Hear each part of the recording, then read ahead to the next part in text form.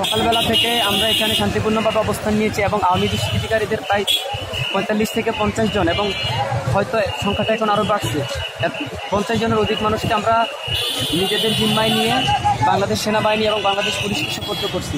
যাদেরকে আমরা ধরছি তাদের বেশিরভাগ মানুষের কাছেই আমরা অস্ত্র এবং অন্যান্য হামলার যে জিনিসপত্র থাকে সেগুলো পেয়েছি এবং সেই জিনিসপত্রগুলো আমরা বাংলাদেশ সেনাবাহিনীর কাছে সুন্দরভাবে সম্মানের সহিত সুপর্দ করেছি। তাদেরকে তোমরা কীভাবে আটক করছো?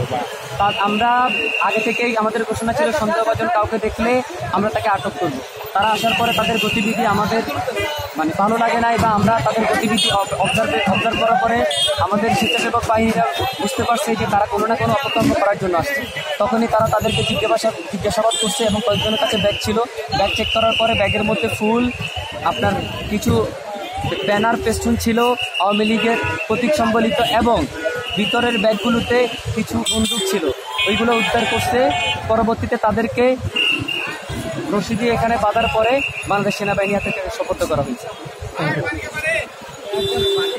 আজ 15 আগস্ট আমরা আছি ধানমন্ডি 32 নম্বরে বঙ্গবন্ধু শেখ মুজিবুর রহমানের প্রতিকৃতি যে জায়গায় থাকে বঙ্গবন্ধু ভবনে, এই জায়গাতে আজকে শোক দিবস উপলক্ষে আওয়ামী লীগ এবং অঙ্গ সংগঠনের নেতাকর্মী অনেকেই বিচ্ছিন্নভাবে আসার চেষ্টা করছিলেন। তাদেরকে আন্দোলনকারীদের এখানকার যে সমন্বয়ক আছে ছাত্র জনতা আন্দোলন, বৈষম্য বিরোধী ছাত্র আন্দোলনের যারা আছে তারা বিভিন্ন যারা আসছে বিচ্ছিন্নভাবে তাদেরকে আটক করে সেনাবাহিনীর কাছে হস্তান্তর করেছে, সেটি আমাদের জানাচ্ছিলেন। আর এখানে দেখা যাচ্ছে সেনাবাহিনীর কিছু সদস্য এখানে আসছে।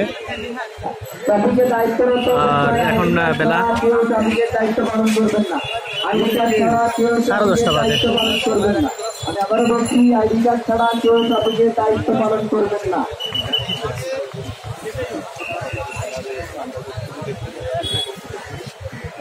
তাদের